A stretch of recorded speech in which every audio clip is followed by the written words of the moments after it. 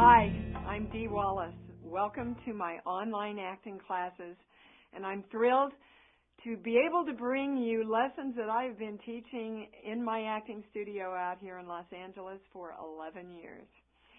So, let's get started. The first lesson I want to give you today, of the 10 great lessons we have in store, is energy.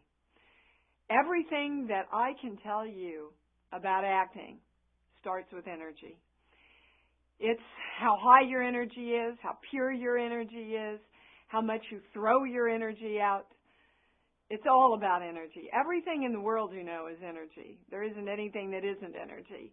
And so everything that we create starts with our creation of the use of our energy and how we mold that energy. You can't ever get rid of energy. You know that. You learned that in 5th grade. But you can change it. You can direct it. You can use it. And as actors, that is really what you're doing. This space between you and I and the camera, that's energy. And when I direct my energy and reach out toward you, I am changing the energy between us. I am sending out messages, invisible messages over that energy plane to reach you. And that is your job as an actor. So the first thing I want to tell you about my special technique, and thank you, Charles Conrad, my mentor, for teaching it to me, is the higher your energy, the more you leave your conscious mind and more instinctively fabulous you become. So you want to get your energy really, really high. And if you have a problem with energy in your life, then you want to address that. You want to start working out. You want to start exercising. You want to start feeling more vibrant. You want to start studying how you can raise your energy level. Because whether it's out here in a physical way or whether it's right here in a quiet way, it's all energy. It's the vibration of connection that we have as actors. So I'll talk more later on in other lessons about real specific ways to get your energy up. But you want to get your energy so high that you leave your conscious mind. Now, that goes against what you're going to hear from a lot of acting teachers, especially in schools, because they're going to say, know everything that you're going to do, break down everything that you're going to do, know how you're going to say that line, know when you're going to break down, and I'm telling you, don't know any of it. Don't know any of it. Your job as an actor is to be in the moment of the energy. If you think about life, we never know what's going to come at us, do we? We can be going down the road just really happy and all of a sudden a dog gets hit in front of us. Well, that changes the whole moment of our energy, doesn't it? That affects us. That's energy coming into our energy that alters what our energy is. Now, as actors, you see, what most of us do is we try to prepare for that moment. Well, I know how I'm going to handle that moment. I know how I'm going to make that moment affect me. And it's a whole different experience, guys, if you're just walking down the street and then the moment happens.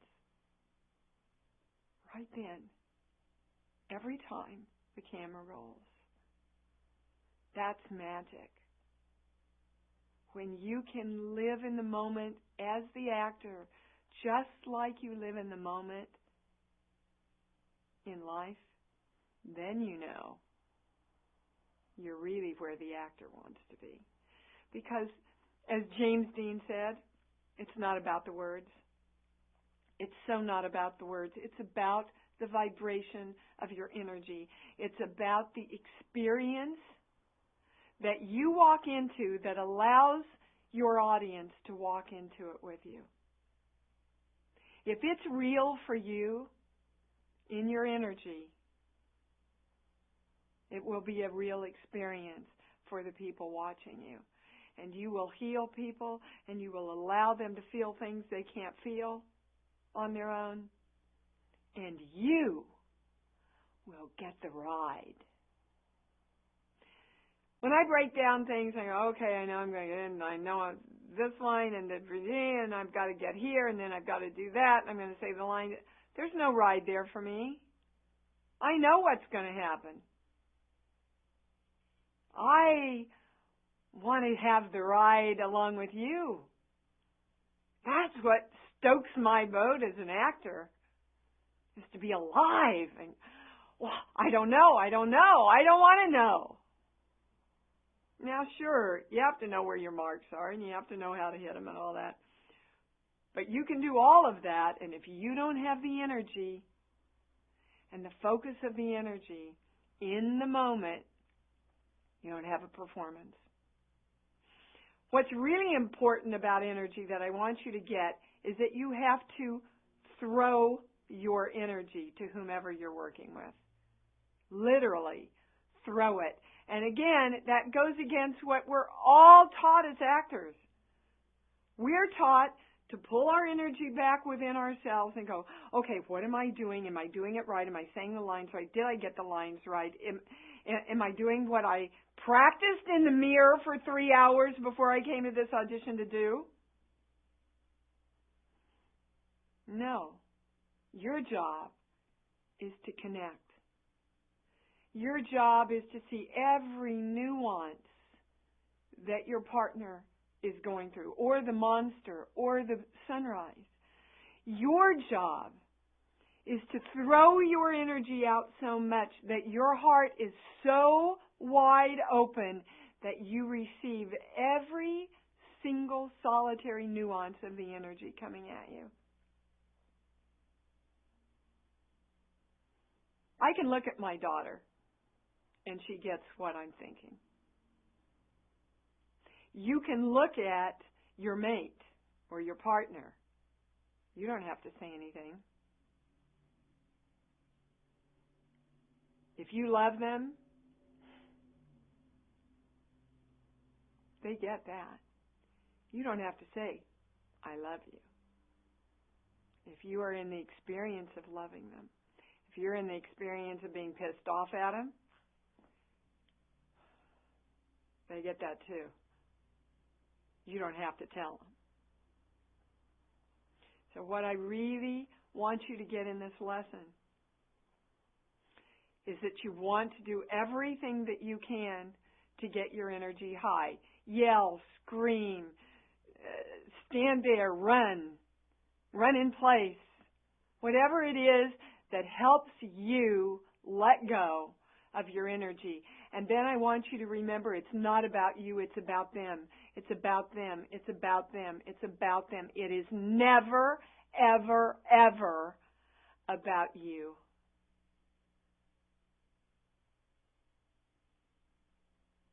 What is happening that I can give and receive?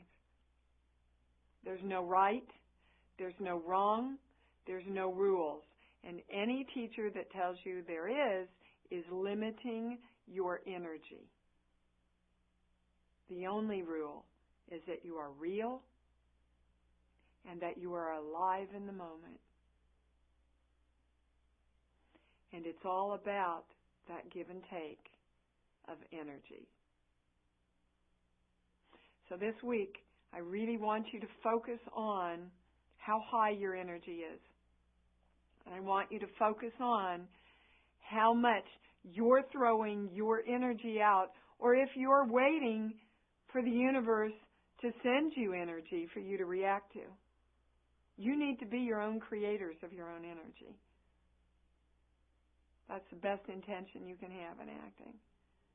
What can I give so that I can receive energetically? Great. I hope you join us for Lesson 2. It's all on sight reading. If you can't sight read, you can't stay in the moment, and you can't connect. See you next time.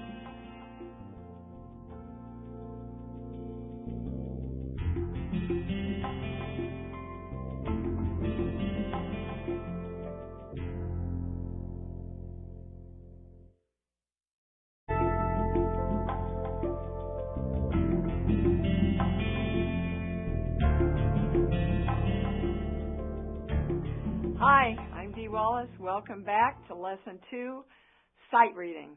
Boy, such an important tool for an actor to do sight reading really well. The purpose of sight reading, of course, not only is to get the material off the page, but you want to incorporate it so that it really becomes one with your audition, so that you're not aware that you're sight reading at all. So I'm going to just pick a paragraph here when we get into it. But I want to go over some basics. First of all, most people teach sight reading incorrectly. They teach you to go down and then come back up. Go down and get a line and come back up. Okay, so watching this, on your screen, I want you to see what a director sees then when I do that. I leave him, and I come back up to try and connect. And I leave him, and I come back up and try to connect. So you have to understand that when they're putting you down on camera, they are going to be sending that to the director and producer. And when the director and producer are watching that, they are literally acting with you. They are seeing, wow, did she listen to what I'm saying? Does she connect with what I'm saying? Is she hearing what I'm saying and reacting and then coming back with her line? So if you're, for example, giving me your line right now and I'm going down to get my line and then I come up to say my line, they don't get to see me hearing them. They don't get to see me listening. They don't see my reaction. All they get to see is my line coming back at them. So that's what you do not want to create in your sight reading. So bad sight reading looks kind of like you give me your line. Hi, Jay. You give me your line. Oh, fine, I guess. You see that we totally lose the connection there. So what you want to do is you want to sight read so that you stay connected with the person that you're working with. And you want to receive everything that they're giving you before you go down to get what you get to say. There's a joke out here where it's your line, your line, your line, my line, your line, your line, your line, my line. And what I'm saying is their lines are probably more important than your lines because their lines are the things that take you into your experience of your line. Okay, so this is how to really sight read so that you can keep connected. First of all, I'm totally connected with you through the screen, and I'm going to take my energy that we learned about in Lesson 1, and I'm going to throw all my energy toward you. It's all about you. What do you look like? What are you wearing? What are your eyes saying to me? What's the vibration I'm getting from you? It's all about you. It's all about you. So you give me your line, and I have a reaction about that line. Now, this is the first place where people fall out of acting and their auditions, is they're waiting for you to finish your line so that they can go to their line. No. You're receiving everything from that person and allowing it to affect you in an experience. And that experience is what you take into your line, whether it matches the line or not. Okay, let me say that one more time because you probably haven't heard that a lot of places. You're going to say your line I'm going to receive it not only through the words, but mostly through the vibration of what you give me.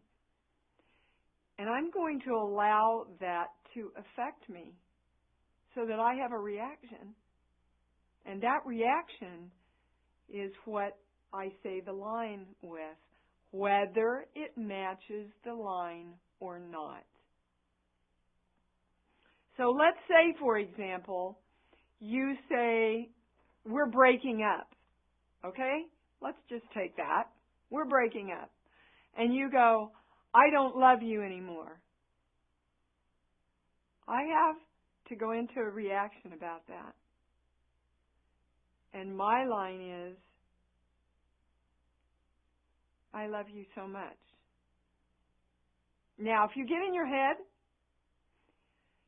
as an actor, you're going to go, okay, he just said, I don't love you anymore. And how do I say I love you so much? He's just, how do you make that work? You stay in the experience. If you're in the experience with that person and the connection, you don't have to make anything work. The experience will make it work. So if you say, I don't love you anymore, and I take a hit, and I'll explain what a hit is,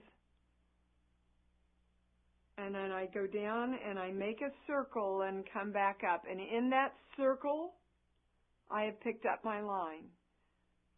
So your line, hit, experience, I love you so much, Jay. The way it looks, the old way that most people do sight reading is you say your line.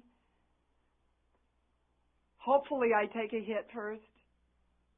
I go down. I come up. I love you so much, Jay. You see, it breaks it up. There's no continuity, and you want that continuity. So it's so important in sight reading. Just start with 2 lines, and you can do it with a phone book, a magazine, a book, a script, anything. Get in the mirror this week. I want you to do it at least 5 minutes a day, okay? Connect with yourself in the mirror. You are the person that you're acting with. Connect with yourself in the mirror, and you're going to make a circle. And you're just going to pick up 2 words, okay? That's real.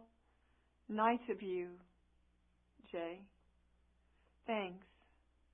Could you put that on the bill till next week? All right. So your job is making a circle, picking up as many words as you can. You can start with 2. You can start with 4. You scan across. Your subconscious gets it like that. But while you are coming down to make that circle, your energy is still going out to connect with that person that you're working with. Because if your energy is not going out to connect, this is what vibrationally the director sees on the other side. My line, I pull all the way back while you're giving me your stuff. I get my line, and then I've got to try and connect by the time that line gets out again, and it never happens. So you can't ever lose that connection between you and the person and you and the camera. You being the camera right now, usually they're off to the side a little bit. But your energy is always extending out to them. That's what makes the magic of film and TV, is this energy. Watch. I can show you so that hopefully you have an experience of it. So connect with me right now on the monitor, okay? I'm going to pull my energy back. You see, I'm not moving at all, but I've pulled my energy way back now. I'm going to send it forward to connect with you. Now I pull it back, and now I send it forward. And that's when the critics go, oh, they had this magic connection between the 2 of them. Because the energy of exchange is so great that it takes all these vibrations between you and the camera and you and your other actor, this air, and it brings it alive, makes it come to life. Just like that first magical moment you look at somebody and it's like, oh my God, I can't even take my eyes off them. because the energy's going like boom, boom, boom, boom. And we forget that when we're acting, that's what we want to do, because it all of a sudden starts about me, me, me, me. So, again, this week, you're going to look in the mirror and you're going to connect with yourself. And keeping that connection, you're going to go down and pick up 2 words, and then 3 words, and then pretty soon, I want you to get to the point, and you're going to have to keep practicing till you can do it, where you can stay connected and go through an entire line and pick up the entire line. And you can keep talking while you're connecting, because this is just a part of it. You see, it's just a part. Sure, Helen, I mean, don't worry about it. I'll just take care of it, when you got to take care of it. You just pick it up as you go, and it becomes an inherent part of your performance and your audition, as opposed to, oh, wait, okay, now we can come back. Don't want to do that. You want to make it one fluid moment where you never lose that connection. Okay, hits. The most important thing you can do with energy is to allow it to affect you. Got to allow it to affect you. And if it's all about me, me, me, me, me, it can't do that. You have to walk in with an open heart and allow yourself to receive everything that other person is giving you. Because if you are in that moment with that person, you don't have to do anything. You don't have to do anything but be moved. It makes acting so easy, and that's why Clint Eastwood and Meryl Streep and all of the greats now are coming in and going, shoot the rehearsal. Shoot the rehearsal. Let's don't over-rehearse it. Keep it in the moment. Keep it alive. Keep it new. Energy, sight reading, connection, those are all the major beginnings of a fabulous audition and great acting. So let's see, next week, what are we off to? Exercises to train your instrument. You want to have all these little tricks ready that can help you just get in there and get going. So until next week, keep practicing, keep connecting.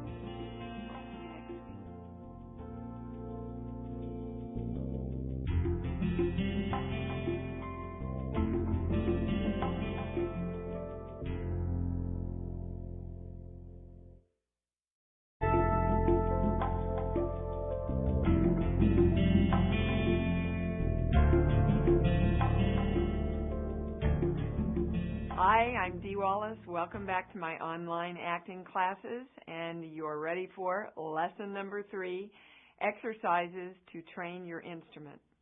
Now, the great thing about these exercises is you can pretty much do them anywhere. Throughout your daily life, right before you go into an audition, actually even in the room itself. It's really important to have exercises that are available to you like that, because the one thing that we really go into is feeling silly and stupid about having to do what we need to do to get to where we want to get to during the audition process. So the first exercise I would love to give you is the different emotion exercises. And literally, you can practice this with anybody. You can practice it with your kids. They'd love it if you have them. You can practice them with your boyfriend, with your girlfriends, with your classmates.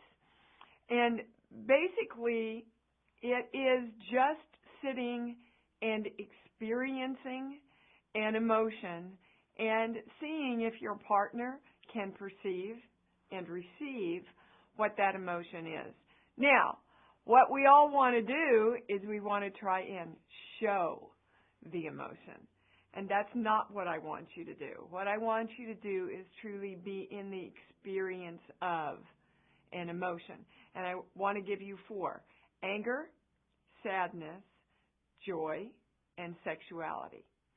So, for example, if I were sitting with you right now and we were doing the exercise together, and I was holding anger. Just give me a minute to get there.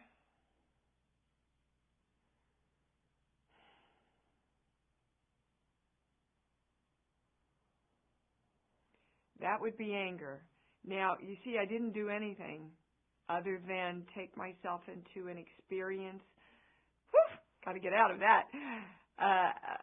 Take myself into the experience that I was having of anger. Joy would be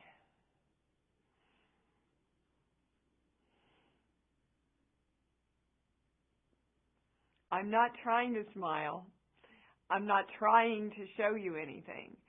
But the experience of joy itself makes those things come alive in me. So you don't want to try not to show anything, and you don't want to try to show anything. And therein lies the beauty of this exercise. You see, if I'm showing you anger,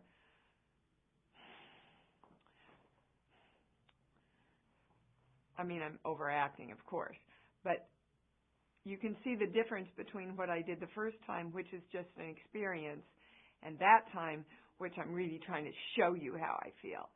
And joy, it's, I'm really trying you to get what I'm feeling. And in film and television, you don't need to do that. You see how close and intimate we are? And this isn't even a close-up.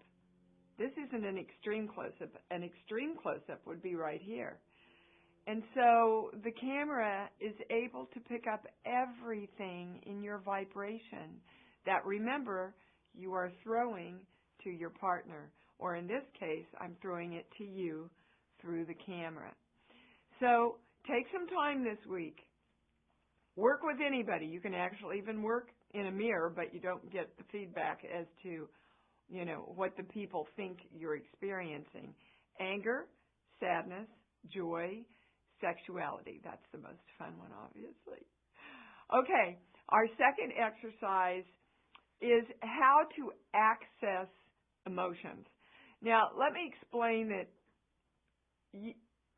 the more you can absolutely just go into an emotion or an emotional reaction the minute I give it to you, the less your mind comes in to kind of play around and say, don't do that. I feel stupid. Am I doing that right? So you want to just hop in, okay? So as I call out, okay, be happy. Okay, be sad. Be really mad now. The faster that you can move into those emotions, the easier it is for you not to pull yourself back. Now, one of the biggest mistakes that actors make is when they get an emotional scene. For example, in the script it will say, and she breaks down here, and he becomes emotional here. You've got to let that go. You've got to totally let that go. That is there so that kind of sort of the writer can tell the producer and the director, this is the way I envisioned this scene happening. It's your job as an actor, listen to me. It's your job as the actor, listen carefully. It's your job as the actor to just be truthfully in the moment. Because what happens is we go, oh my God, I've got to cry on the fourth line on the second page. And so what happens is at the beginning of the scene, all of our energy is focused on the fourth line on the second page, which takes us out of the moments that lead up to the fourth line on the second page. And those are the moments that create the emotion that you're wanting to get to. So basically what I'm saying is the more you want to get to an emotion and the more you're focused on it and the more you're trying to get there, the harder it is to get there. Because you're not living and experiencing the moments that precede that moment, which create that moment. So I want you to practice this week really being in the moment with everybody in your life. Really just being with your partner, or being with your sisters or brothers, or being with your mate or your parents, or the guy that pumps your gas. Really being with them in every single moment. And you will find that you start becoming more conscious of what gets you to the next moment. For example, all of us have experienced being in a bad mood, and we don't know where it came from. And all of a sudden, we're just in a bad mood. But if you took the time to consciously retract your steps, most of us can go, oh my God, it happened when I was at the store, and this guy got in front of me, and it really pissed me off, and he was rude, and I said something to him, and he ignored me, and okay, so that made me feel like nobody sees me and nobody hears me, and it shows up 3 weeks later when you walk in and somebody says, where have you been? And go, why can't I just go somewhere without telling you where I've been? So that's what I'm talking about, is be conscious in your life, because acting is life, guys. It's a microcosm of life. And you want to be conscious every moment of where you are at in your living. Okay, physical exercises. These are great. Even if you can't do them physically, you can do them in your mind. So I want to talk about raising your energy. The best way to raise your energy, first of all, you've all heard, I'm sure, that we have an aura of energy that extends around us, and it emanates from us. So you want to raise the energy, the vibration, in that whole energetic field. And you do it by going down to the floor, touching your feet. You really want to touch yourself. And you come all the way up your body and out your head. Down to your feet. You sweep up your body all the way up and over your head. Like 3 or 4 times. And what helps me, and I use this, I don't ever do a scene without doing this exercise, ever, after 40 years of acting, ever. And what I like to do at the end is just, whoop, give a little yell and release all that energy, and then jump up and down. Jump up and down. Get that blood going. When you turn your palms over, you can feel the energy that you've raised pulsing in the palms of your hand. Now, remember from lessons 1 and 2, energy with this technique is of vital, vital importance. Because what does it do? Anybody remember? It gets us out of our head. If you raise your energy to such a state that you can leave your mental mind, all of your instincts and your subconscious take over. And your subconscious knows everything. It makes acting so easy. You never feel stupid. You never feel self-conscious. You always feel connected. Go back to a time in your life when your energy was really, really, really high. You were really angry or really sad or really trying to communicate with somebody. How focused and how strong and how succinct you were. That's the whole purpose of getting your energy up as high as you can. So sweep up your body, whoop, a little yell, jumping up and down. You know, and it works just like the Olympics have taught us. They get up there and they visualize going through their whole routine, the skiers, the skaters, the fighters.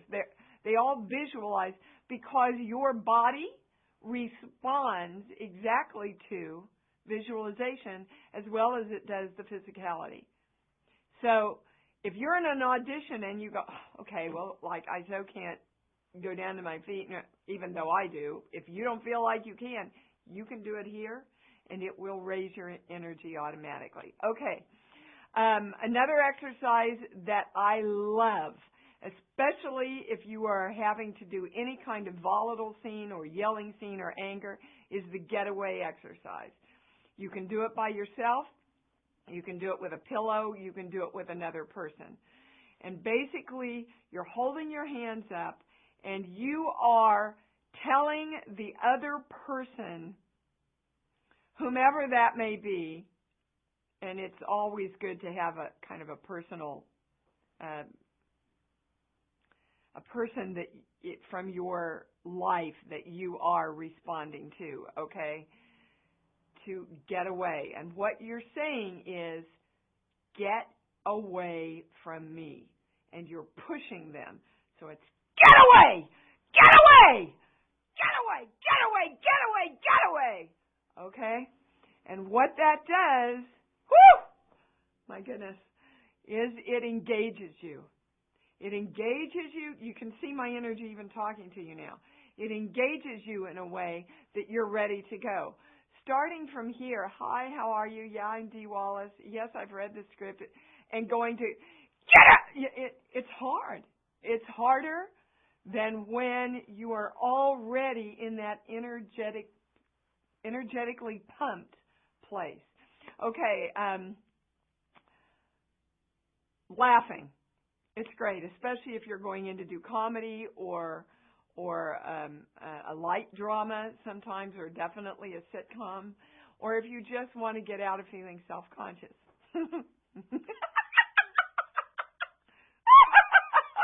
Just laugh. It's a great thing to do on your way to an audition, I might add. Yelling. You know, you can improv with yourself. Let's say I'm doing this in my mind, and I have a scene where I have to really be volatile and yelling at someone, and in my mind, I can use my daughter, use my mate, use anybody that I've ever had a volatile interaction with. You know, I told you, and I mean it, and I'm not going to put up with this anymore. And I can have this whole thing in my mind, which energetically moves me into the scene that I want to do. You just want to remember to take a breath then and walk in, holding that energy so that you're coming in a somewhat balanced way. Touching. Touching is wonderful. If you have someone, let me tell you a little story of mine. I was on the set a long time ago with a director that I did a lot of work with earlier in my career. And he had hired me a lot, and we were getting ready to do a very dramatic scene in a series called Police Story.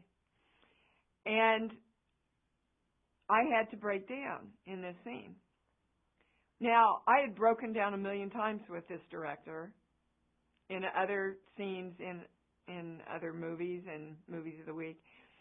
And so we rolled the film, and it just wasn't coming.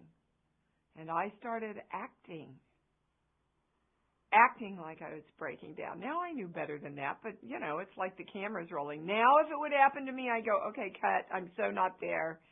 Got to get there. Let's just cut, you know. But back then it was like, let me make you happy. Let me be good. So I just kept going.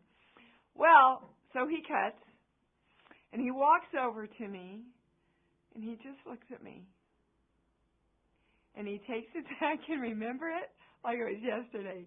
He takes his hand, and he just put his hand on mine. And he just looked at me. See, just the thought of it gets me right where. And he went, good. And he walked back and he said, okay, roll it. Bam, I was there. Blake Edwards did the same thing in 10. Sometimes I will literally say to a director, or I will just go over to him and I will take his hand and not say anything, just take his hand. Because that touch, that human touch that we all love and need so much, opens your heart. And it gets you to a place of allowing your emotions to come up. It's a great little hint that I just gave you there. So another exercise that you can do, and again, you can do these throughout your week, is just being. If you can do this exercise, you've got the beginning to all your acting career. If you can just sit and look at somebody and just be with them without going into being self-conscious, without smiling, you could smile if it's a truthful reaction, but smiling out of, oh God, I feel so stupid, that's not what you want. You just want to, see if you can do it with me for a few seconds. Just be.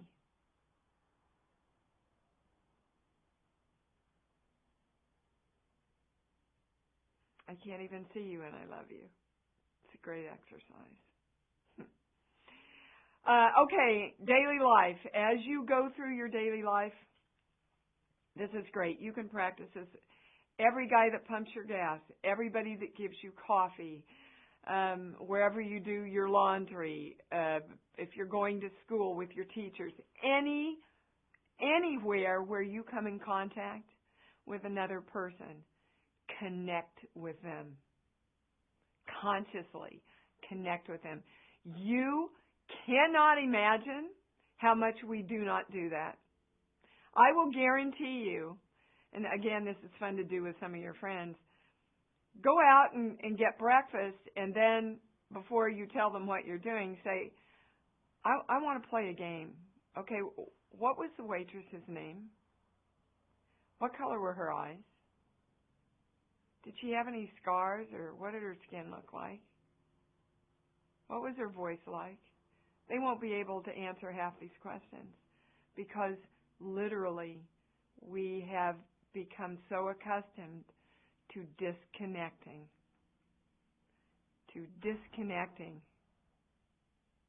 with people that we have to interact with in our lives. Make sure you have eye contact. You notice every little thing about them. You practice sending your energy.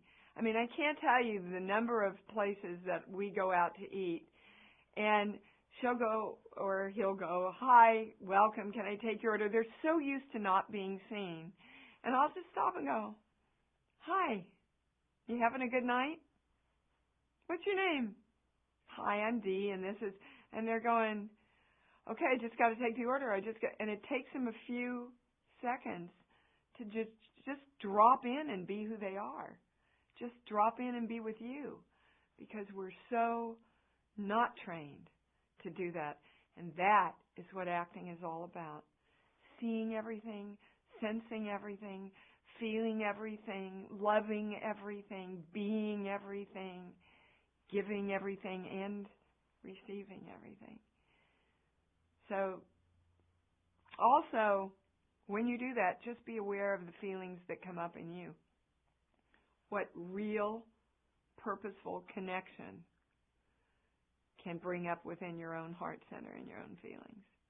So these are some great things that you can practice all week. You can practice your entire life. You can take them everywhere. You can do them mentally, physically, emotionally, spiritually. All of these things are the basis of what you're trying to do with your acting. So, anyway, that's it for Lesson 3. Next lesson, Lesson 4, we're going to pick up a scene, we're going to break it down, and figure out how really to build on all these wonderful things that I've given you today. We're going to learn some quick, easy tips about how to do that. So, thanks. See you next week.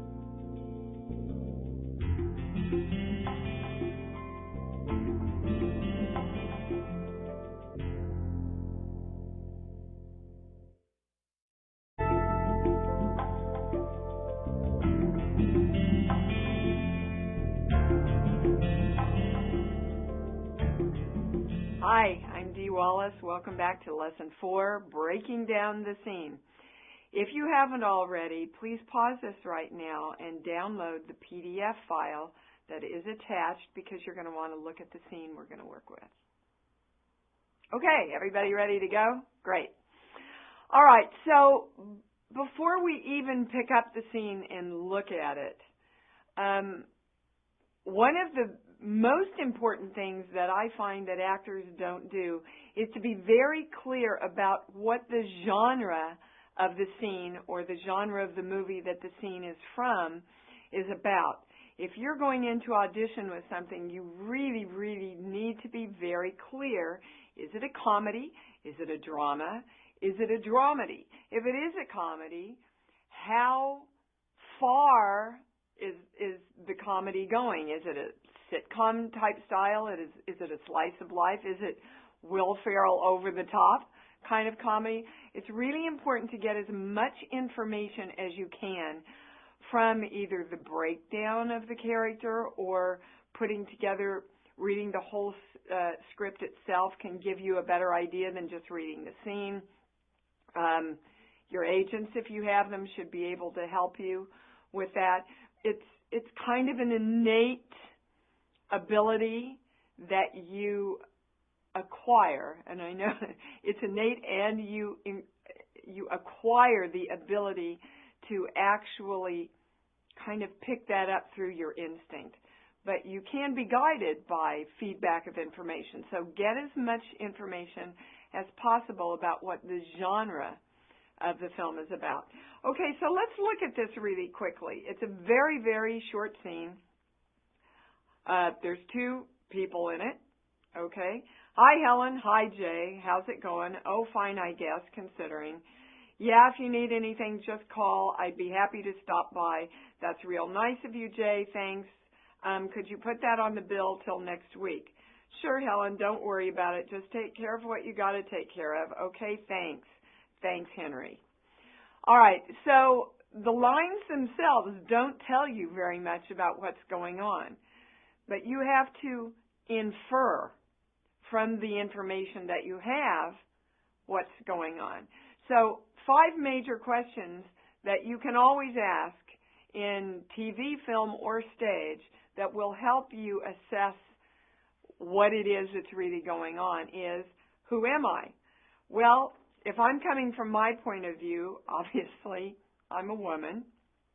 Okay, and it appears that I'm going into some kind of store to buy something. The next question is, who are they and what's my relationship to them? Well, obviously I'm talking to, as the script is written, it's a man. If you are a woman watching this lesson, make yourself Jan, okay?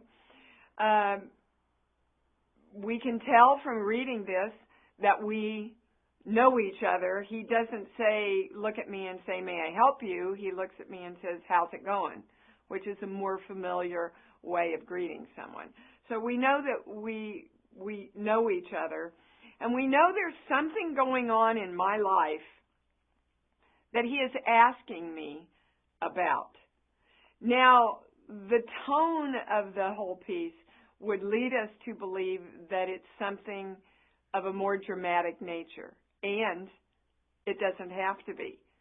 We need that piece of information in order to really know vibrationally where we're going with the scene, and I will explain that in just a few minutes. The third question that you always want to ask yourself is, what do I want? What are my stakes? And you'll hear me talk in the rest of the lessons a lot about stakes. What is it that I have to get? Okay, and I like to look at stakes as life and death. So even if it's I have to get a bar of butter from the store, that's a life and death thing for me. I have to get that butter. That's my follow-through intention, if you want. So it would appear from this scene that what I have to get is I have to get him to put it on my bill. Whatever it is that I'm buying, I have to get him to put it on my bill. Now, in today's world, we don't usually do that anymore. You don't go to Macy's and say, put it on my bill, unless you hand them a credit card to put on your bill. You don't go to Vons or Safeway and say, put it on my bill, unless you hand them a credit card. So obviously, this is either an older time or a more intimate, smaller place where people actually still keep a tab, much like you would say at a bar in a small time. Will you put it on my bill? So that's a little piece of information that also helps us decipher what's going on here. Okay, what vibration am I holding in this scene? Now, that means what vibration, all energy, you know, is vibration. And you pick up a person's vibration the minute you walk in the room. For example, I know you've all been at a party at some time, and you've walked in and you've looked over and you went, whoa, don't want to go over there to that energy. I'll go this way. You don't know why. You just pick up something that you don't want to engage with. A perfect example is my daughter, when I used to pick her up from high school. And she'd get in and she'd slam the door and she'd get in the passenger seat and she wouldn't say a word. And I go, hi, honey, how was your day? Fine. Well, the vibration says it was a really lousy, crummy day and don't even ask me about it, Mom. But her words were fine. So we're talking about the vibration of what you're coming in with. Now, the vibration in this scene can be totally different depending on what you know about the script and what's going on. For example, if I have a family member, perhaps my husband that's just passed away, and I've fallen on really hard times. We didn't have any money and he's just died, you know, that gives a whole different vibration. I mean, it affects my body.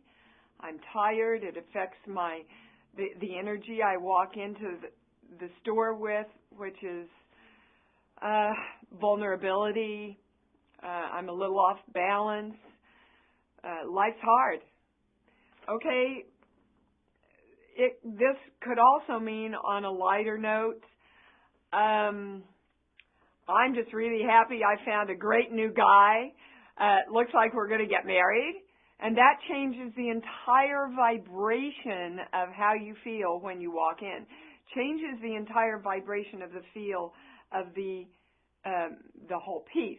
So, for example, let's just take the line, oh, fine, I guess, considering. So, if my husband's just died, and I'm coming into a store to pick up things to put out for people who are coming by after the funeral, and I can't even find enough money to pay for his funeral. When somebody says to me, how's it going? The vibration of the response is more, oh, fine, I guess, considering there's a sadness and I'm trying to be brave and I'm trying to bring it up and I'm trying to be kind, but there's a heaviness behind that line.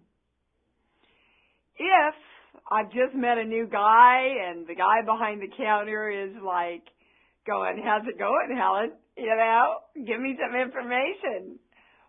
But it changes the entire intention and vibration of that line. And I would answer something like, oh, fine, I guess, considering. It's very playful then. So it's important for you to know who you are, who they are, what your relationship is, what the genre is. But most importantly, what's really going on, so that you come in as the character holding the life and the vibration that the character is really in. Remember, it's not about the words. It is never about the words. I can be pissed off at somebody and go, I love you. And I can totally open my heart and go, I love you. And I can be sexual and go, I love you.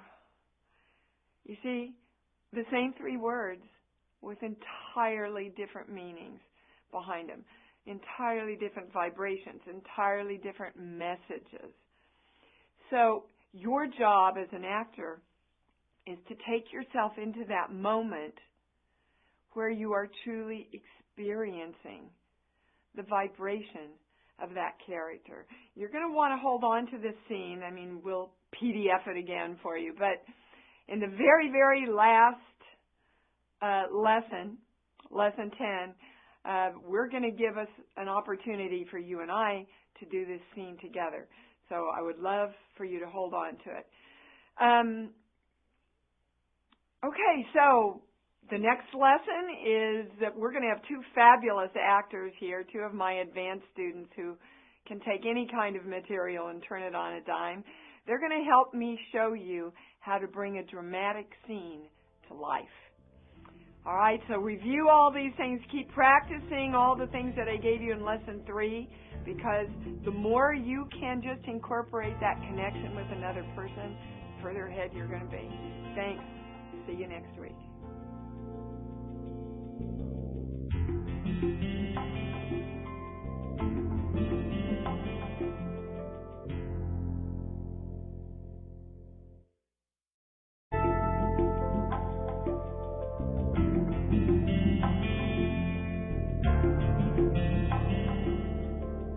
Hi, I'm Dee Wallace. Welcome back to Lesson 5, the dramatic scene. Okay, actors live for drama. So, jumping in right away, the important thing in drama is to take everything, and I mean everything, moment by moment. The biggest pitfall in drama is that you go for the end result. We all want to go for the high emotion. We ought to get to the meat of the scene, okay? And really, if you go watch a movie, you will see that most of a dramatic movie are very small, semi-dramatic scenes.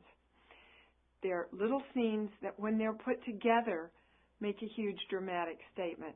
And yes, there are some scenes of rape and violence and divorce and mistrust and wife beating and all those great dramatic things that we as actors love to go for. But it's so vitally important that you are able to consistently keep your vibration and the tension and the drama even in all the rest of those scenes that connect and are the bulk of the major drama in the movie. So, moment to moment, you don't jump ahead. Don't jump ahead. You are literally in the scene that you are in the moment that you are in at that moment. Now, again, that changes somewhat as the genre of what you're doing changes. If it is, for example, the horror genre, then there are things inherently built into the horror genre that you have to ignite a little bit in your vibration. For example, the blonde, hello, going outside into the dark night. I mean, probably usually if I were home and I heard something outside, I wouldn't go out there. But it's my job as the blonde actress character in the movie to have to go out there. And so everything becomes very heightened, okay? If I were at home, I go, okay, I wonder what that is. I'm going to turn on all the lights. I'm going to put the dog out. And if I hear it again, I'm going to call the police. It's my job as the actress in the drama to be in the moment of, I heard something. And then build those moments to going outside, which lead me to the monster seeing me, which leads me to the attack. Okay, so I don't want to be in the attack when I'm in the moment of just hearing something outside. So I don't want to jump ahead to that heightened place, and yet my vibration has to be at the same place, but I am directing it into a very small containment of what that third scene down the road is going to be. Okay, you don't want to plan out future emotions. I cannot stress this enough. Don't plan out your emotional life. You have generally what your stakes are, what's important, what you need to get out of the scene and out of the movie. You have a vibrational feeling of what the scene is about and what the moments are about, and you live in that moment. And if the tears don't come and you're really in the moment, guys, that's the truthfulness of it. There's a lot of ways to make fake tears, by the way. I mean, you know, they've got menthol that they can blow in your eyes. I personally like, when I have to use them, you go to the grocery store and get real tears, any kind of real tears, and you just pop it in your eyes before you go, and you've got tears, and they look real. So there's a lot of ways that you can create fake tears. If you have to cry in the middle of the scene, and it really, really is a story point, and it has to come, and you're not getting there, then you know that you've got a makeup person that you can trust that will come in the middle of the scene. You go to your director, you talk quietly to him and say, look, it's not happening. We need tears here. I need the makeup artist to come in the middle, or can we do a pickup on the scene right before I'm supposed to break down and have her come in and bring me some tears. You do whatever you have to do to make your performance right. But what you don't want to do is try to act and manufacture something that isn't really happening. Okay, transitions. Really, really important, both in drama and comedy, but really, really important in drama. Most actors rush through transitions. And by transition, I mean going from one emotion to the next emotion. Let's say, again, that I'm really angry and then somebody says, I love you. Well, if I make my transition so quickly, it's, I hate you. What do you mean you love me? You see, it's too quick. There wasn't any time for you as the audience or me as the emotional experience of it for you to transition into that. If I were to go, no, I hate you. What do you mean you love me? You see, that gives not only me time and my instrument time to move into that, but it allows you as the audience to experience the shift.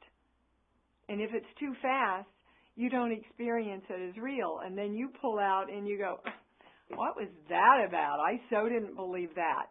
And then we start judging, and they start judging us. So take your time, take your time, take your time. Most actors want to rush through everything.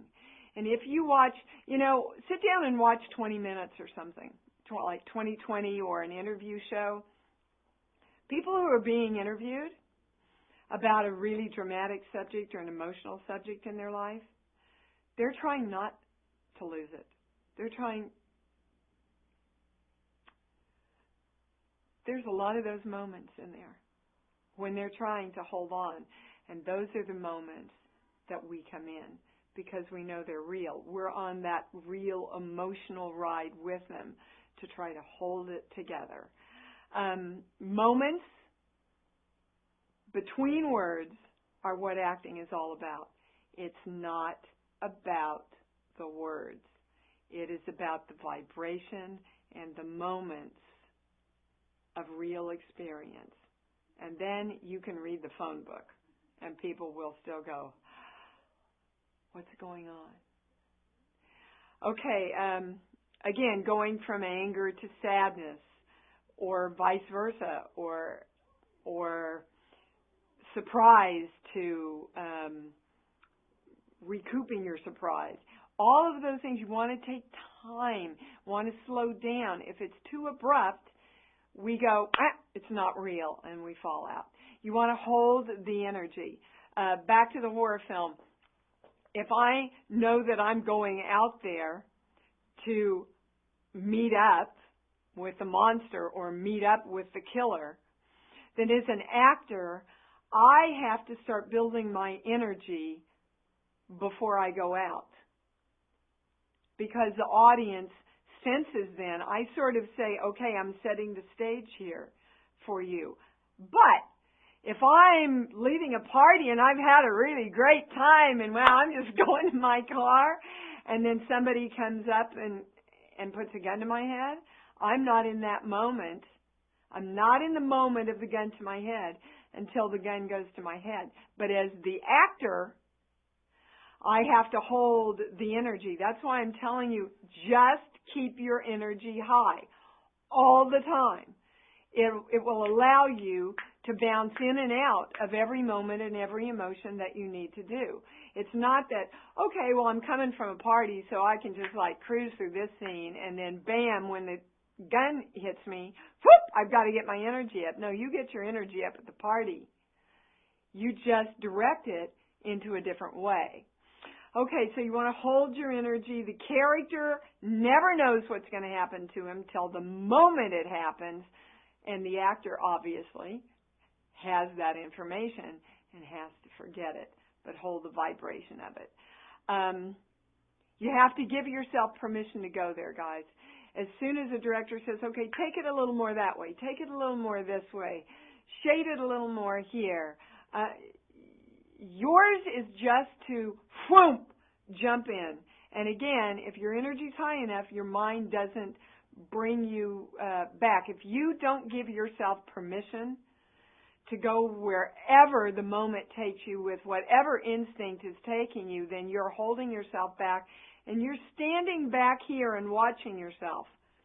You're standing back here, which is pulling your energy back out the back of your head as opposed to throwing it forward towards your partner, into the moment, into the experience, into the vibration that you want to be sharing. Okay. Building. That's really important. Building the momentum of the scene. And again, a lot of this is instinct, but it's instinct that you can train. You want to know how to just come in and go, hey, honey, no, I haven't been anywhere. Why are you asking me all these questions? Look, I just told you. Okay, stop it. What's the, that's building the emotion. But I don't come in and go, hi, honey, knowing that I'm going to get to the stop it, all right? And in dramatic scenes, a lot of actors, they get themselves so worked up and everything that the entire scene is played full out without any nuances, without any transitions. And I will give you an example in this episode of our little online acting classes of how two good actors can even play it full out like that and still not have any transitions, and the difference between when they do bring in transitions into it, how many more colors there are for those of us watching to experience. So truthfully in the moment, pacing, it's an art. You want to make sure you take your moments. Let me give you a tip, especially when you see a paragraph, slow down. Most actors, when they see paragraphs, they go, oh my God, it's a paragraph and I got to get through it just as fast as I can because they're not going to wait for me. A paragraph is just lines that are written too closely together. There are a lot of transitions in paragraphs. A lot of different emotions can be in paragraphs. You have to take a paragraph as separate lines.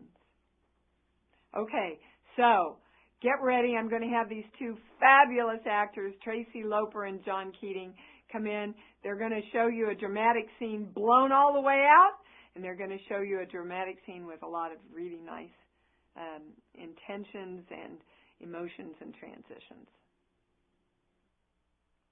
I'm really tired of compromising myself. This entire marriage has been on your okay. What the hell are you talking about? You can do this, Janice. You can do that, Janice. Be a good girl like your mama taught you to be and do what I say. Screw you. Screw you! You want to know why I'm looking around? It's because why the hell would anybody want to come home to this? Because she had 2 kids by you, maybe? Because she stayed by you through the drugs? Through the lack of work and all the other insults? You would have been better off doing the drugs with me. Because once the kids came, you became Virgin Janice. Stop it! Stop it, Frank! You didn't know how to stop. Look at all the money that's gone down the toilet. How much family do you have to lose? I already lost you.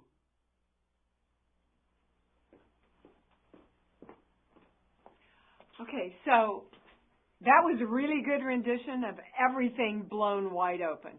Okay, not a lot of transitions, not a lot of moments. Now they're going to take it in and through the transitions and the moments for you so you can see the difference. I am really tired of compromising myself. This entire marriage has been by your okay. What the hell are you talking about? You can do this, Janice. You can do that. Be a good girl like your mama taught you to be and do what I say. Screw you! Screw you! You want to know why I've been looking around? It's because why the hell would anybody want to come home to this?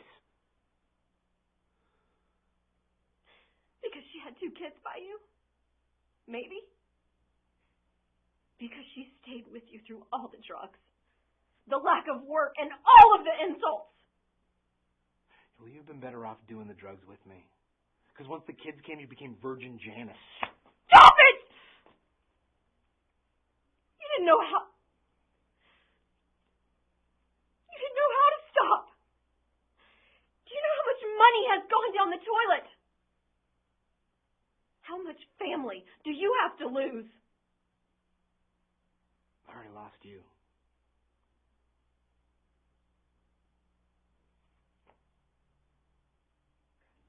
Thank you, John. Thank you, Tracy. That was great. Okay, so join me next time for Lesson 6, Comedy. We're going to go over all of the most important points of comedy, and Miss Tracy and Mr. John are going to be back to show you really broad and really nice and subtle. Thanks. See you next time.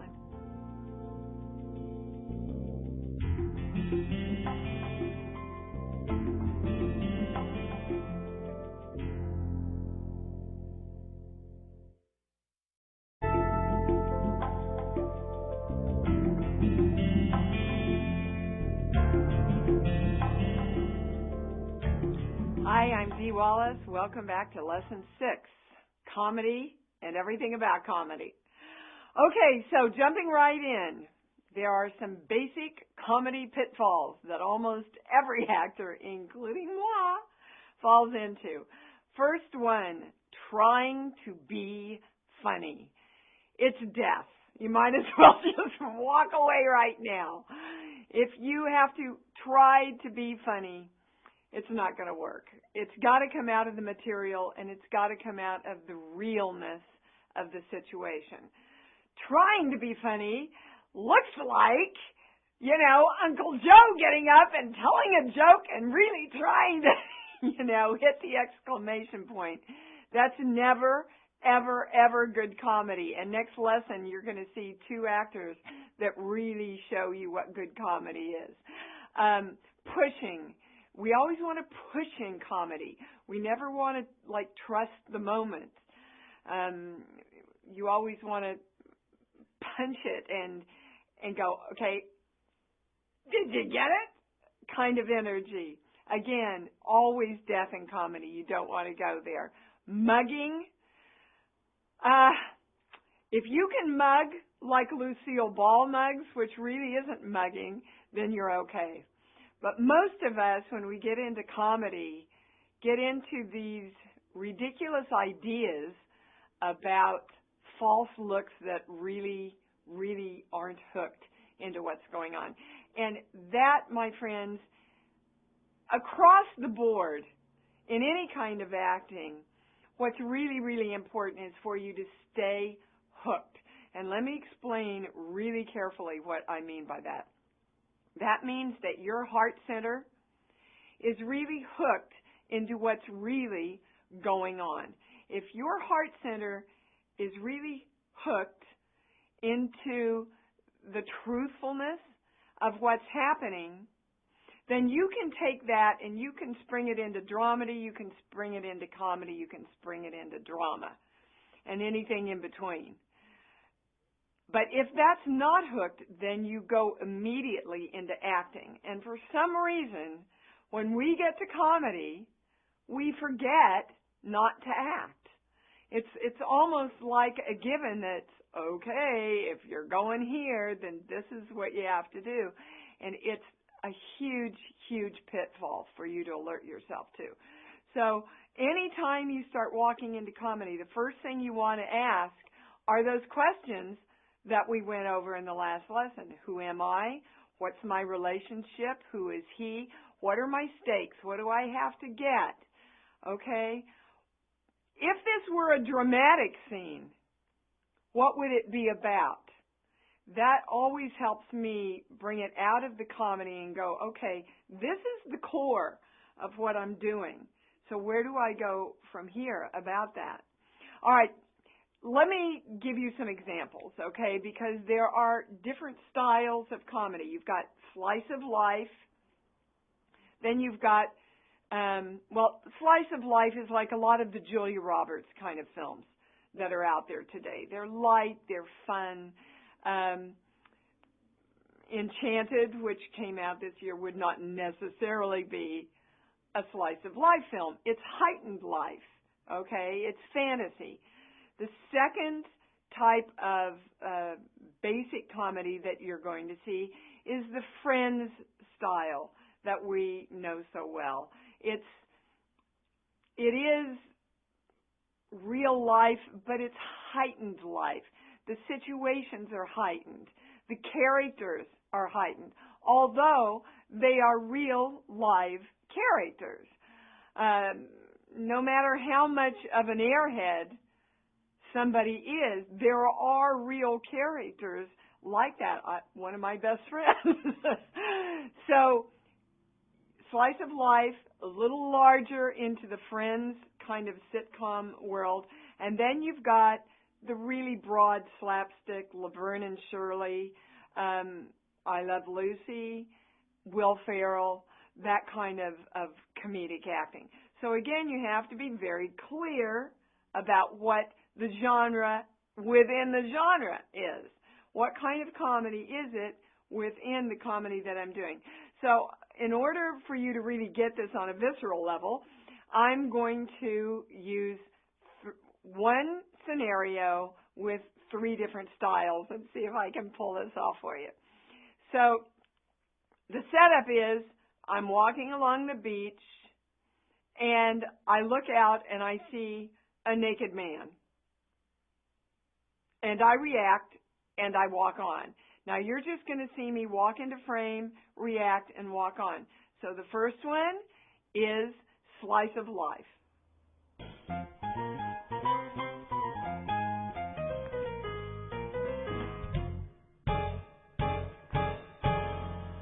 Okay, see, very subtle, very real. Now we're going to up it to the Friends reaction. A little broader, a little higher.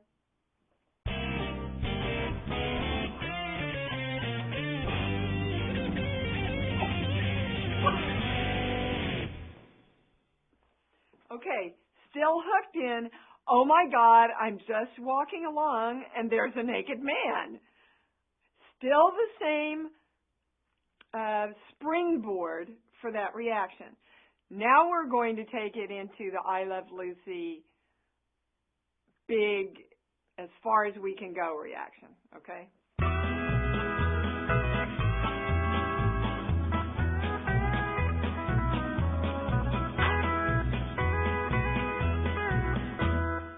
That was about as far as I could take it. But still, you want to see, it's still hooked in. I'm just walking along, and oh my God, there's a naked man.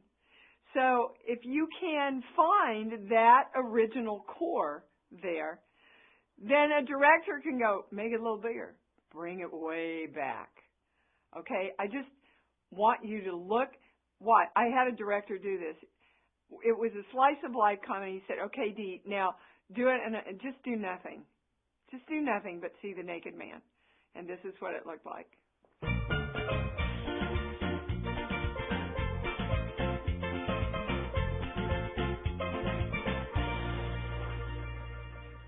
the crew cracked up.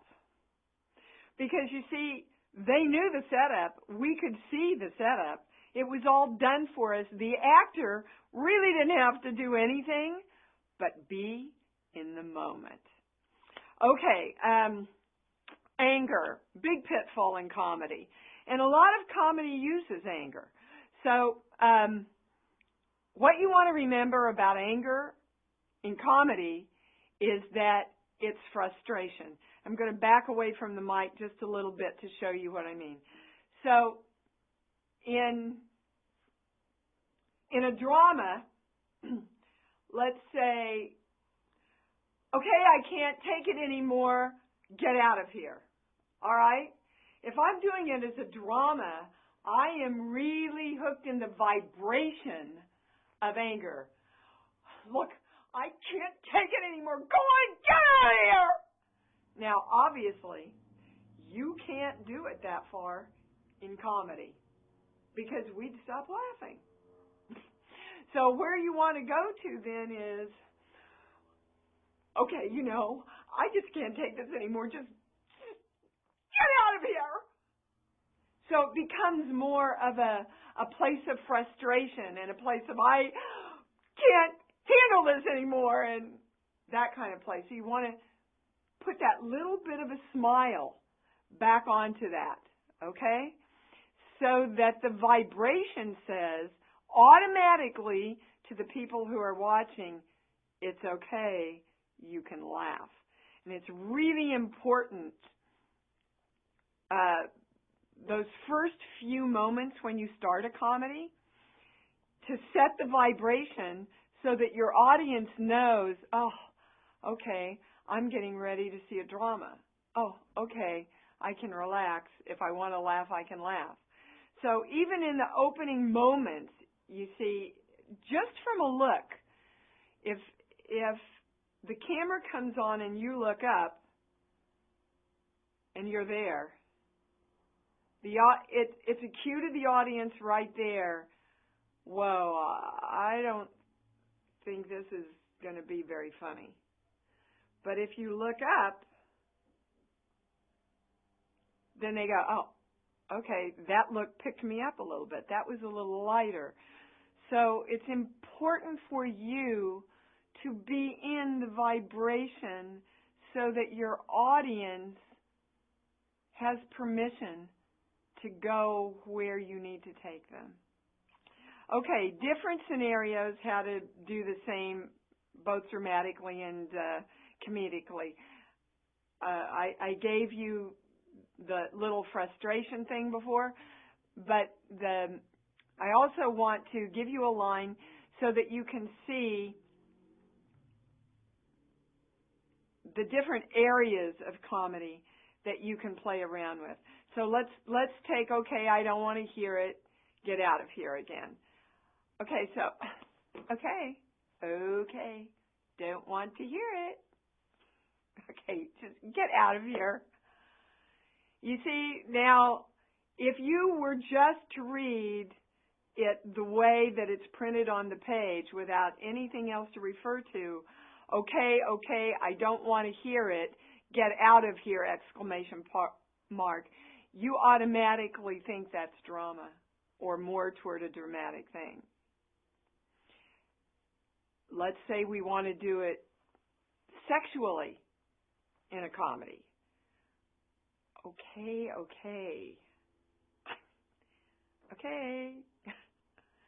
No, I don't want to hear it. Get out of here.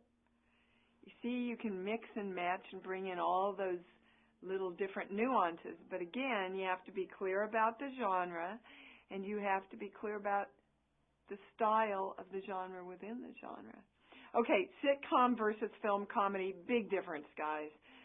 Again, the Will Ferrell kind of comedy lends itself actually more to sitcom than just about anything else, but it is still very different than sitcom. Sitcom is always done with 3 cameras, usually done with 3 cameras. We called Friends a sitcom. It was really done with film cameras, but usually you have 3 cameras, and sitcom is formula. There's a strict formula of how the scenes build on each other, and within the scenes, how the jokes build. It's usually one setup, make the joke. One setup, make the joke. If another one of the rules is if you want to really get a laugh, repeat it 3 times. Bring it back and repeat it 3 times. Play on the same thing. But it's more of a setup kind of style. Okay? Beat, laugh. Broader characters. Like, for example, Friends. Usually in a film, you don't see such far out characters as we had in Friends, especially the guys' characters. The guys were really, really out there. Film comedy can be broad and physical.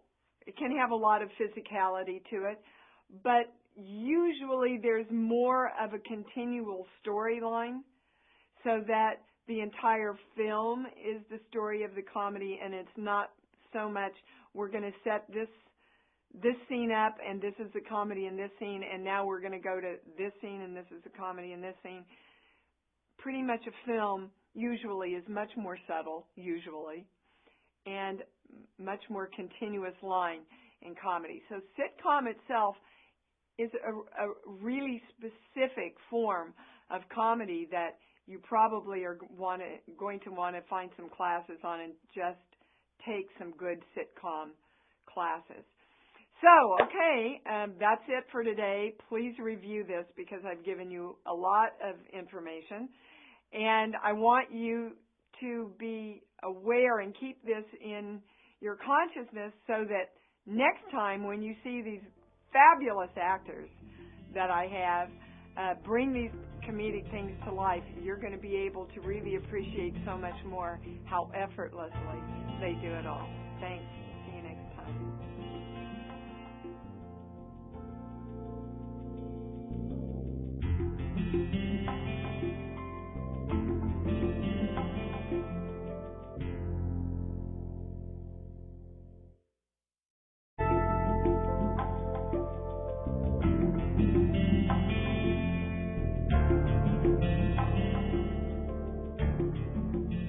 Hi, I'm Dee Wallace. Welcome to Lesson 7, Bringing the Comedy Script to Life.